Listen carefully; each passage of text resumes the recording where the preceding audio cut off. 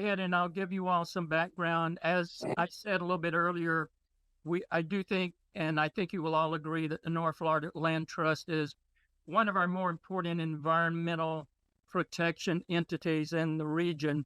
And historically, they have done a tremendous job in protecting wild areas in our region, or green areas, natural areas.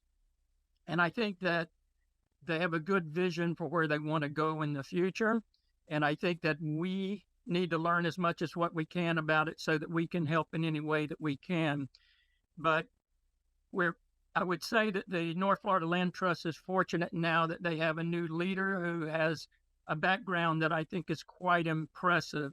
Allison DeFoor, who's with us tonight, is a seventh generation Floridian. He's now serving as the North Florida Land Trust president and CEO. He's been actively involved in conservation as a trustee of the Florida Audubon Society and the Florida Land Trust Association and 1,000 Friends of Florida.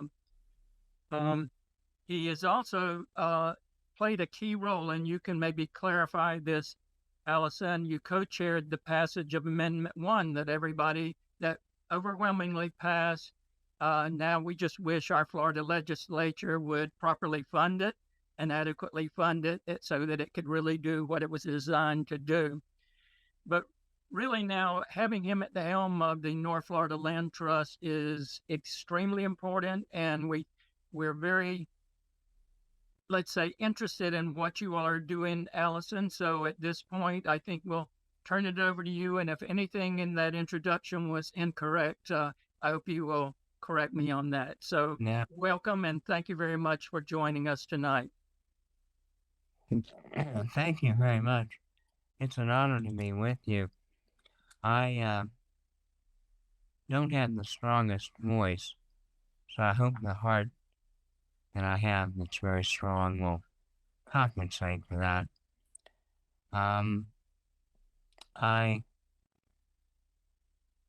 was privileged to be with Governor Graham, one of the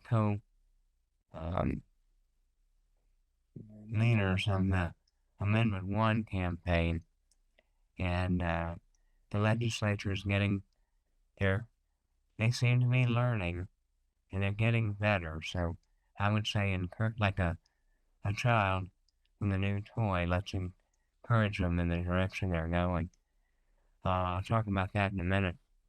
And then before that, I was the director and Everglades arm, the state's effort at the final end of the coming together in the plan for restoration of the Everglades, which the plan has many weak spots, I think, in reality, but the one we didn't see coming were boa constrictors, and I'll be happy to answer any questions about that.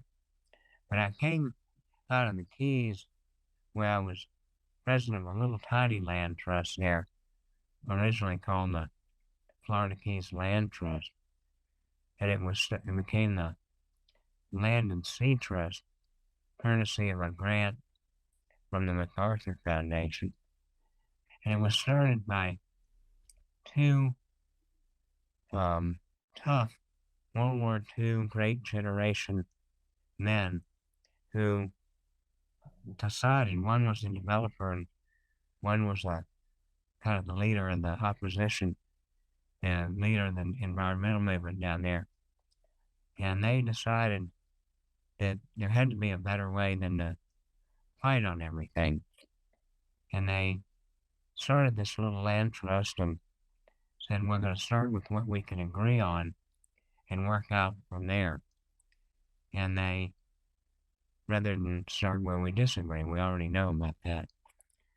And when I became president, we had about 110 members and budget of about 20 grand a year. And within 3 years, we had $2.5 million budget and 5,000 members, and became a pretty strong example of what could be done. Two very strong Teddy Roosevelt Republican women, both Episcopalians, grabbed me one by an ear and one by the other ear and drug me into conservation, which, coming from a ranching family, we wouldn't back then have talked about it in those terms. I think things have changed now, particularly amongst the landowning community. But um, in those days, it wasn't our natural place to go. And they converted me, and I became active statewide, and then um, became the Everglades czar, and then did Amendment 1. And then, of course, my political ambitions were undone because I thought I was going to be Attorney General. God thought I was going to be a prison priest. So I became an Episcopal priest and spent 10 years inside the walls doing prison ministry, um, and then the bishop asked me to come over here and be a church bureaucrat, and I accepted.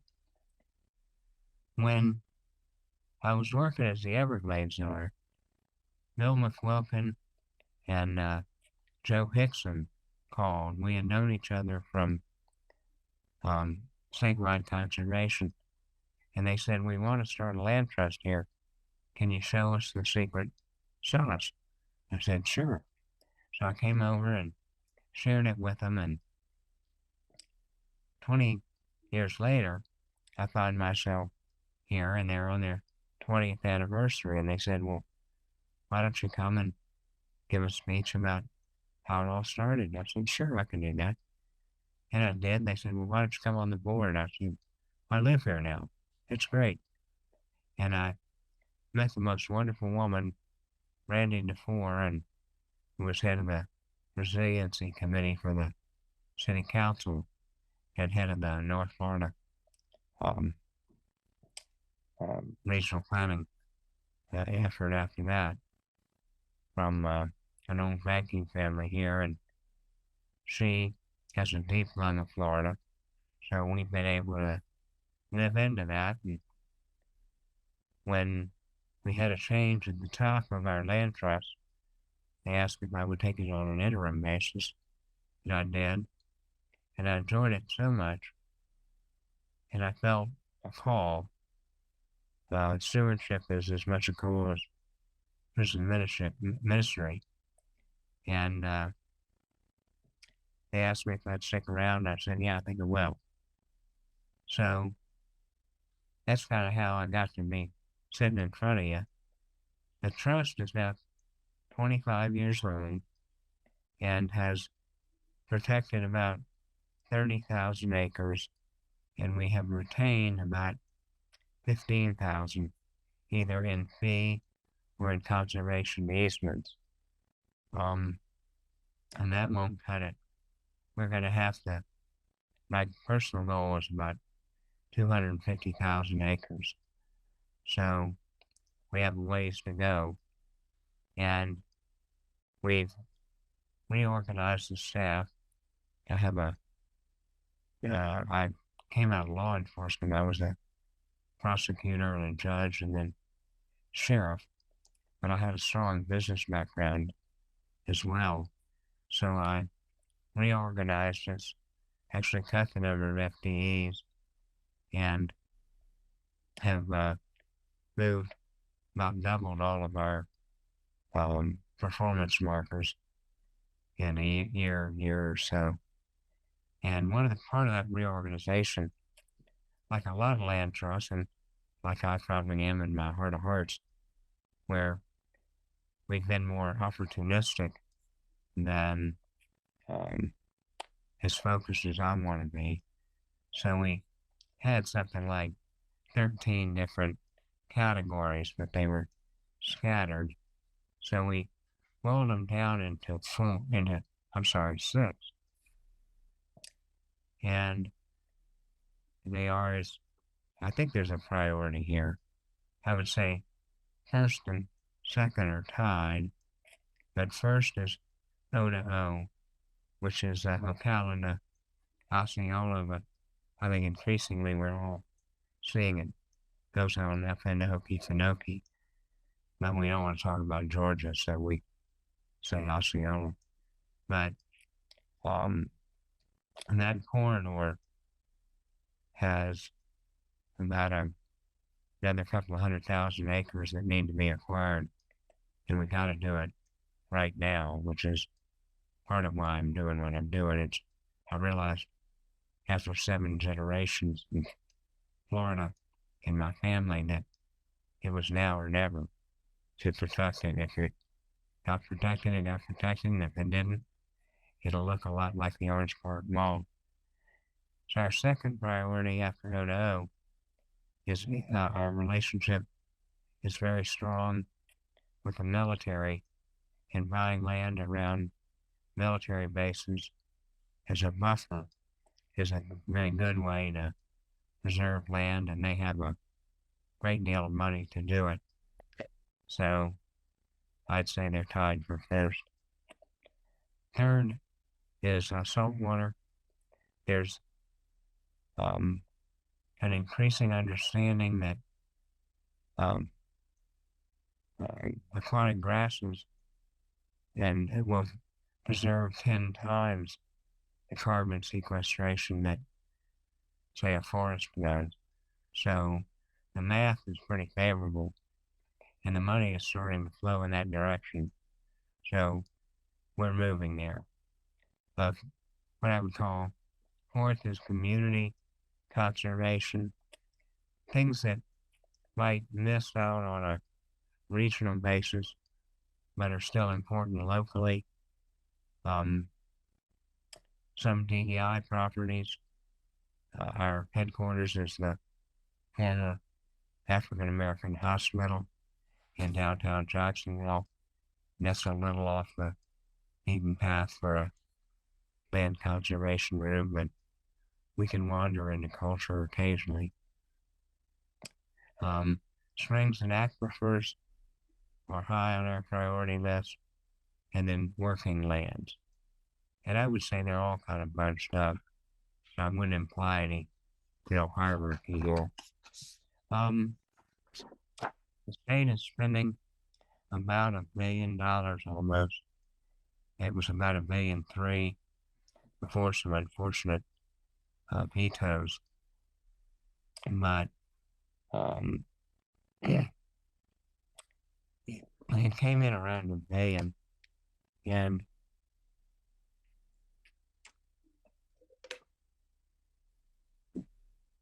we were able to supplement that handsomely in a meeting with the Speaker of the House.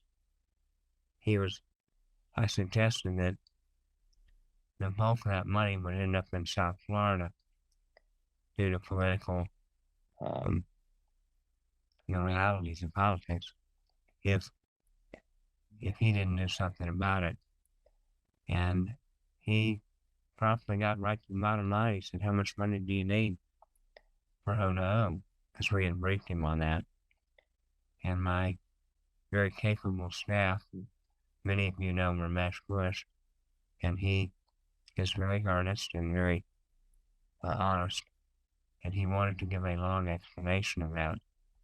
And I cut him off and said, "No, we need $400 million, Mr. Speaker," thinking that in some miracle he might give us 200, but more likely 50 to 100. But it would be O designated. It would be on top, because speakers can do that.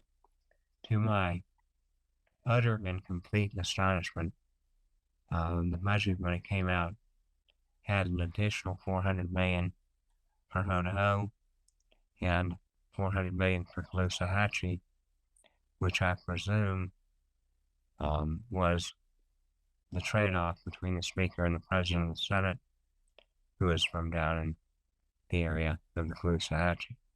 So, in politics, that'll work. The number was, Ramesh asked me afterwards, he said, "Where'd you get that number?" And I said, "Ramesh, welcome to Tallahassee." I pulled it right in my house. And That's just the way it is. But I do think it's approximately correct. Now, the challenge is to um, spend it. And there are some historical issues there. The capacities of the Division of State Land to spend their historical revenue stream is challenged, and dumping this much more money on top is going to make it imperative for the local folks, the local land trusts, etc., to um, bring as much as we can bring ready to cook, ready to go right in the oven deals. And it's going to be very important that we deal with the big landowners. So we have reached out to Weyerhaeuser with uh, crickets in response, and to Rayonier, with whom we've had a good dialogue. But they have, um, Weyerhaeuser was close to the deal for 50,000 acres that we had put together a number of years ago, and they had a change at the corporate top in Seattle, and those of us who work for large corporations or touched upon them in over the years know nothing will freeze up an organization of size like change at the top. So they have kind of frozen up. Rayonier is being very good about speaking, and I did an editorial that was in the Times Union and is going to be published in a lot of local papers, challenging the landowners to step up to the plate, because I can assure you, having watched over the years high-flying budget dreams turn into cold realities when a recession hits and they start sweeping the trust funds and every nickel and every turning over the sofas looking for every corner. There will never, ever be this much money dedicated to the O2O in one fell swoop. Ever. So, any of you, and I'll close with this, and in the Sierra Club, I'm sure I'll have some robust questions, but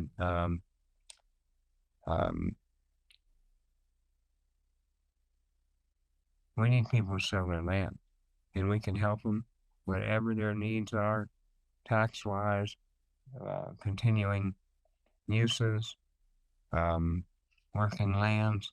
We can accommodate the landowner, but please help us. You have contacts we don't have. And then finally, you can go to our website, nflt.org, and as you are, we are a member-driven organization, and we would be delighted to have you join.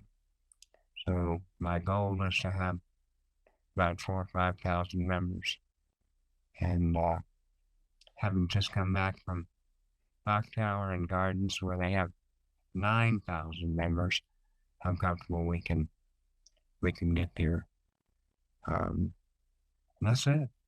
We're all about land. Yeah, our motto is "In land we trust." Yet we think at the end of the day, asking them to protect it is nice, but owning it and protecting it forever is better. That's it. Thank you very much for your time and attention.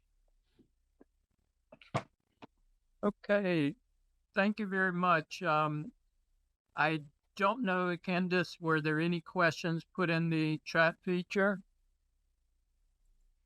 I don't see any at the moment. So I guess no, there's no questions. I just had a quick one. How does let's say a neighborhood, I know at the past couple of years, there developers have been purchasing land up there on the north side in the Seven Creeks area. And I know there's been a big, the community up there has been upset and been trying to fight that. How would a community approach you about purchasing the land if they're in that situation? We have maintained a good conversation with the area you're talking about and some of the leadership of that.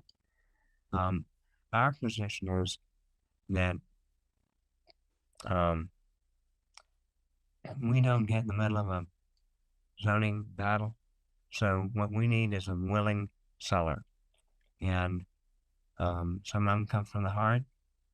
Some of them just get worn out. That's not our role.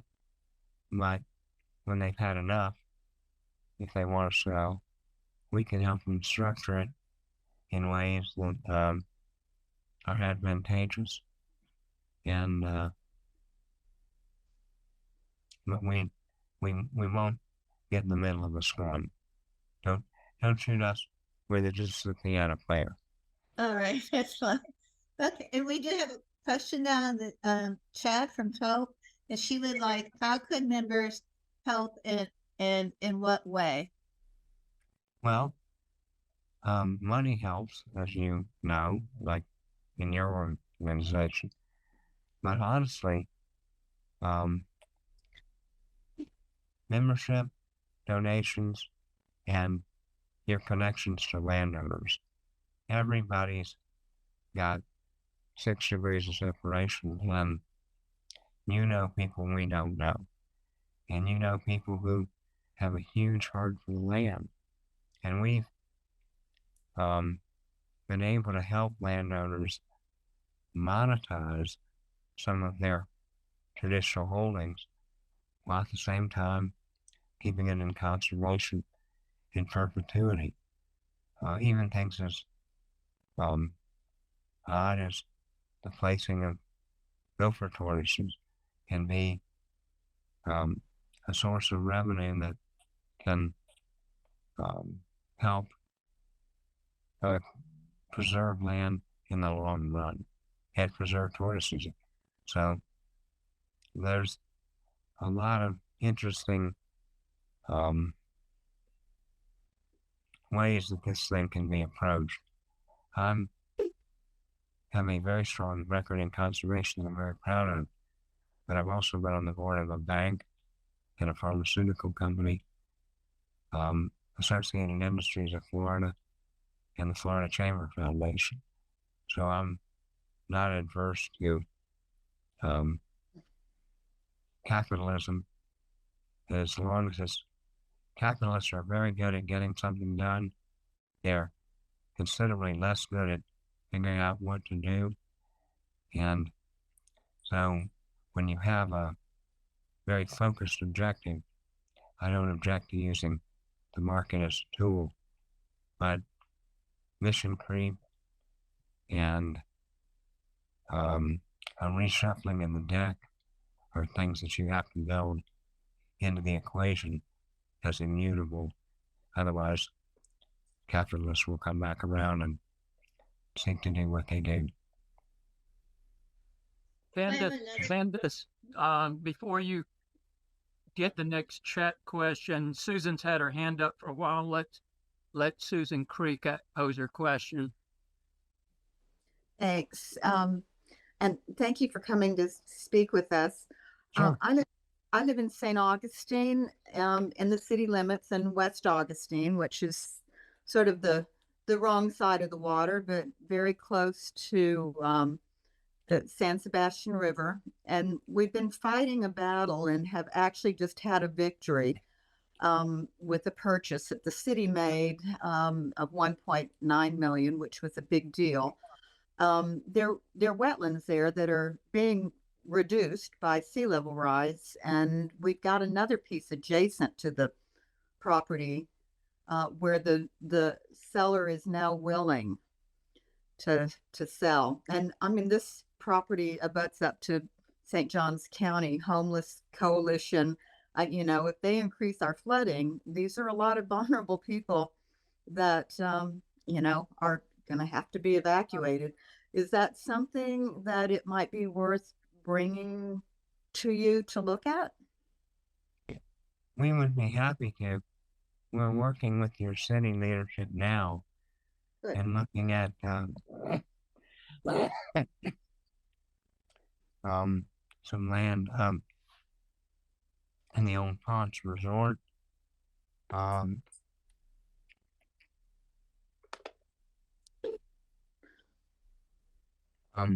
and there's a wonderful rookery up there, and we're also trying to get the state to acquire some of the land along the waterfront. And then there's nothing that could preclude the city and the county, for that matter, from doing a referendum. We just had one passed in which we spearheaded and actually ran the campaign and are now managing the acquisition process in Nassau County. And we're now doing one in Clay County, and we'd love to do one in St. John's. Okay. And they're overdue, and I know they're conservative and all that, but Nassau County and Clay are a damn sight more conservative than St. John's, and they're embracing it. So there's no reason. And once the business, this is where having credibility in the business community is helpful. Because I'm going to them now and basically saying, look, as a businessman, this is good for business. You're going to increase, look at Central Park, you're going to increase the land values around you dramatically if you do conservation and blend it into what you're doing. And you can do the same. Babcock Ranch is an example, but Arlington is another example.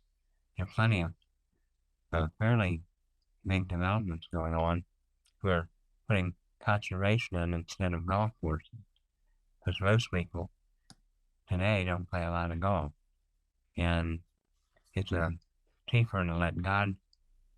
Anyway, it's just a better way of doing business. So we did it in Nassau and got 58% of the vote, which would be considered a landslide in most elections, but having gotten 75% of the vote on Amendment 1 statewide, I feel kind of cocky. So I don't like to get less than 60. Clay County, I think, will probably come in closer to 60 when we do a referendum there. And I guarantee you, we'd get 70% in St. John's if it was on the ballot, maybe higher. Well, we have land acquisition funding. We just don't, it's not enough. Yeah, exactly. It's not enough to purchase this property because they're asking over 2 million. And it's a small piece of property, but what they want to do is put 20 plus condos on it that are short-term rentals, which are completely incompatible with our neighborhood. And again, right next to the St. John's Homeless Coalition. Yeah, I know your neighborhood well. I had 2 kids who went to Flagler, 1 nephew, 1 godchild, and my family roots go back to the Pappies, who are Menorcan adventurers. So we've been hanging around St. Augustine for about 400 years. I love it. Okay. Well, I've got your website, so should I just send something to you about this piece of property? Sure. Okay. Thank you But so much. I think the best thing to do would be to work with the city. What's his name? Ruben? Well, we have a new city manager now, David. Oh, I know who you're thinking, Reuben Franklin. He's the assistant. Yeah. They're really good, but they just spent all their money on the piece of property right down the road from me. They just What I would recommend both in the city and the county is, and I worked very, very closely with John Regan, who we worked together on the 200th anniversary of the Plaza de la Constitución, to the Constitutional Convention. All those little overlays that you got in town, we did the measurement for those with the FSU lasers from the hard lab over there. And so anyway, I would recommend doing a bond issue to the city and the county because literally there is not going to be any more time. This is the end game. So it's time to put all chips on the table now. That's my recommendation. Okay, thank you. All right, Candace, there were some questions in the chat. Yes. It's from Barbara. She has two questions. Do you want me to give me both at the same time or one at a time? Give one and then let him address it and then proceed to the next. All right. Barbara asked, how does the North Florida Land Trust work with the Nature Conservancy? Very, very closely. My own little land trust in the Keys was birthed in a rare display of mutual affection by the Trust for Public Land and the Nature Conservancy at the same time. And then I worked and we did a $1 million capital campaign in the Keys back in the 80s when $1 million was actually a lot of money. And we now, with both TPL and TNC, we do, what we try to do is meet on a regular basis and also with the smaller land trusts and coordinate our activities because nothing will get a landowner ratcheting up his prices faster than to have competition in their attention. So we try to sort of hand off who's got the best shot on goal based on relationships and keep the prices from going above market value. That said, I'm going to give the landowner every nickel of what it's worth. And I don't like about that. This idea that the state of Florida has to try nickel and dime the landowners, I think is, and I'm not saying anything I didn't say to 1, 2, 3 governors face to face is just wrong. And we ought to have appraisals in the open and do it like the feds do. But alas. So we work very, very closely with the National League.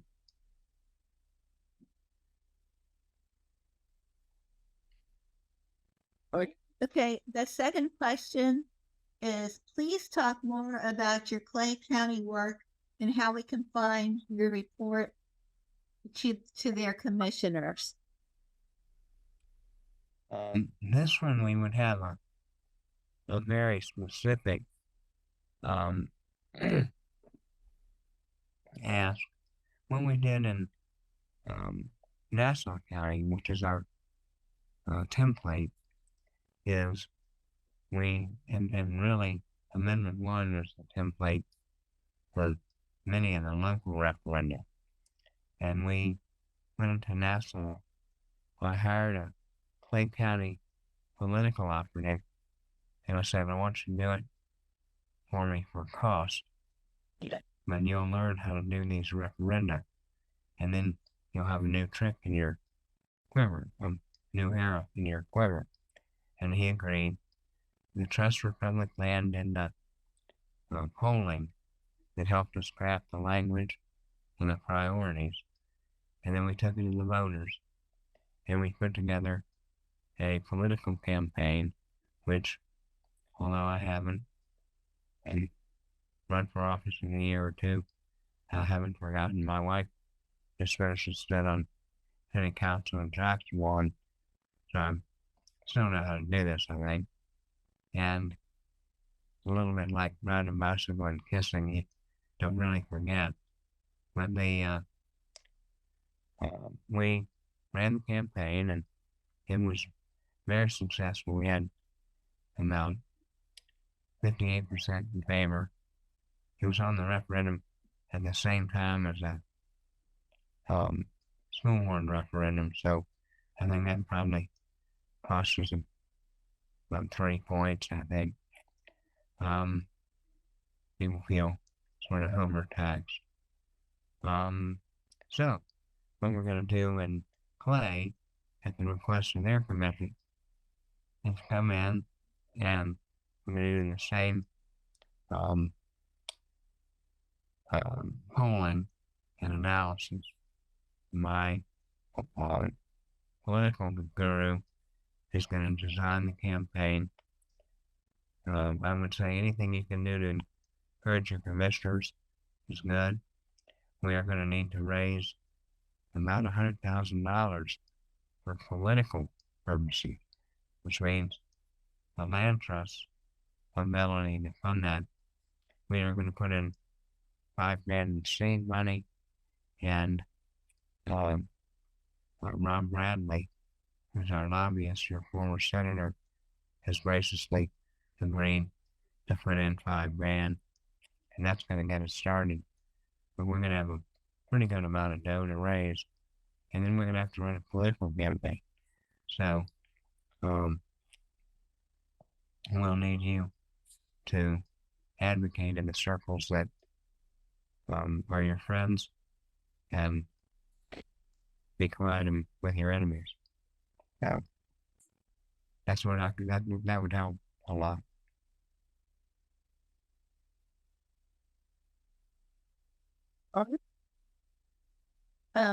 There's no other questions in the chat. Does anybody else have any questions? This is the first time I've ever been to a Sierra Club meeting without getting an ass chewing. I'm really amazed at the civility of North Florida. I'm used to your South Florida variant, and when I was the Everglades czar, if there was any deficiency in my work, there was one group I could count on to find it, wherever it lay. And we always had a good relation. I'm not being harsh.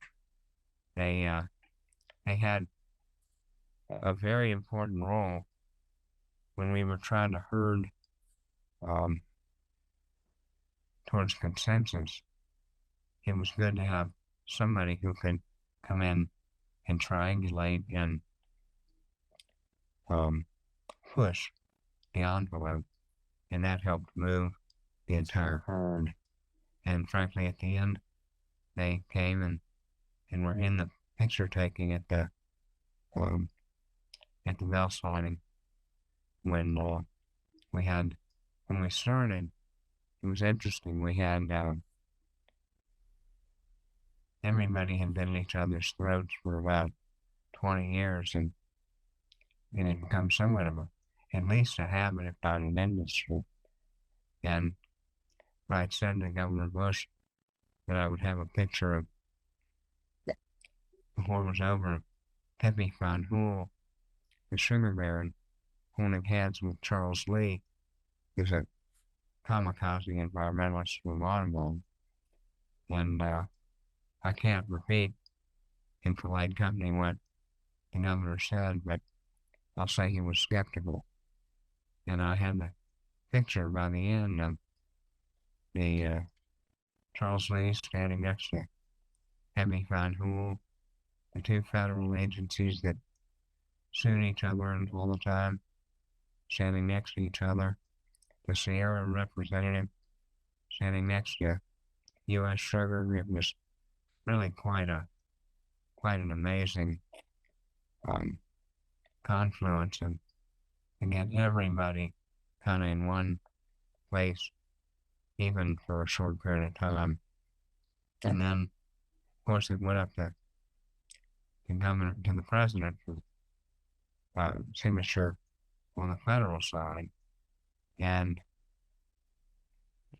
in the middle of Bush versus Gore, and there was some concern that Governor Bush would not appear there because Al Gore had been kind of the leader of, of the effort in the federal system. And we're pleased to say they both showed up. So I don't know that that level of consensus is possible in today's environment, but I think we're the worse off because of not being able to get there occasionally. We don't have to get there all the time, and we can even agree to disagree. But our total inability to build consensus may doom us all if we're not careful. I've got one final question, and this is more or less for guidance as we proceed further. If, let's say, groups like the Sierra Club do want to become more engaged, you gave us some guidance on being involved, but who would you say is the point person at the North Florida Land Trust? Should we want to get a little more clarification or a little more guidance on how to best conduct the activities? Would that be you or a member of your staff? Now that I don't delegate the kissing babies and the politics is my job. So you would be the contact? All right, great. Thank you. Thanks for that. And we've got one final question. I guess Barbara's got her hand raised. Barbara? Is this my $1 million donation? I've been waiting all night. I wish, maybe one day. I want to follow up a little bit about Clay County because I'm just trying to, I don't live in Clay County. I live in Duval County, and your wife used to be my city council member. She knows me well. I sat on her resiliency committee. But I'm not quite clear what's happening in Clay County. I thought that you had already created a report that, just like in the last week or so, was taken to the commissioner's report. So one of my questions is to get a sense of what you're advocating for the county. I'd like to kind of I couldn't figure out where I went on the website to actually look at the report.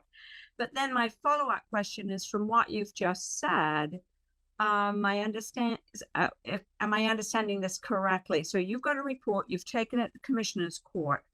Did they approve it and say, now we need the voters of Clay County to vote on whether we want to do this or not? And if they do vote in favor at that 60% level that you're expecting, then that means that the county is going to identify money to acquire these properties over some period of time, of course, or support North Florida Land Trust to raise money privately plus county money. Help me understand a little bit more. So number one, I want to know where the report is so I get a sense of what you're recommending.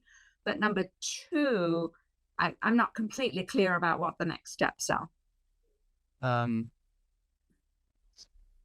It should be on the Clay County website because it's a public document.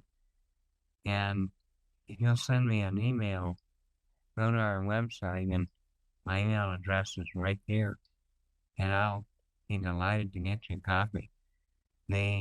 What we're proposing is essentially the same approach we used in Nassau County, which is to hold the people and find out what their tolerance is. Because at the end of the day, that's central to what we want to do. And some of it is how we present it. And then we present it all as one category or another. We can drive the totals down.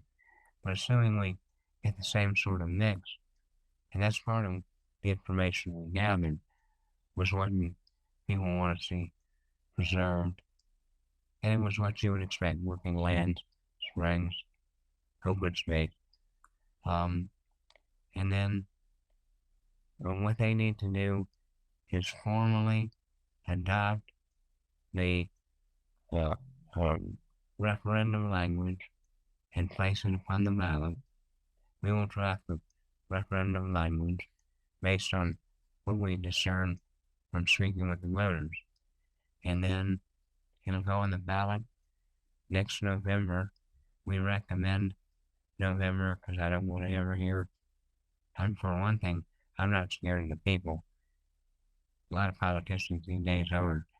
And then two, I don't want it here to be said where you picked, you know, the spring because there's nobody here, and the fall because all the Yankees are back, or whatever. I don't. I want to have it straight up. It'll be on a presidential ballot. Nobody can ever argue they didn't know it was an election. So, and then if they approve it, I'm presuming, without knowing, that it will choose a bond issue as the vehicle for funding. And if that's true, they'll do a citizen-led screening process because you want to have a lot of eyeballs on the process. Otherwise, people go to jail because eventually somebody will use it for their own purposes, and you don't want to do that. I'm old enough to have seen two secretaries of the Department of Environmental Protection leave the building in handcuffs because of that sort of thing. So, my insistence as an ex-sheriff is that we're going to have a lot of eyes watching everything that happens. And then, presumably, we will go out and spend $30 to $70 million, somewhere in that range, call it 50 even, and buy up what lands we can get. That's great. Thank you so much. You've really clarified, and I'm excited. Even though I don't live there, I'm pretty excited for the Clay County people that this is moving forward, because clearly in Duval County with John Delaney, we did some wonderful things acquiring land. There's lots more we can do, and right now we're fighting over the downtown river. I'm working with that group on the riverfront parks, but Well, it's so exciting for Clay. And if you want to know an example of the road not taken, that land acquisition from Ming and Little Talbot around was going to close all the way to the coast with Southside from the I should have blanked out on the name of the family. But it was one family's holdings, and they were going to acquire it.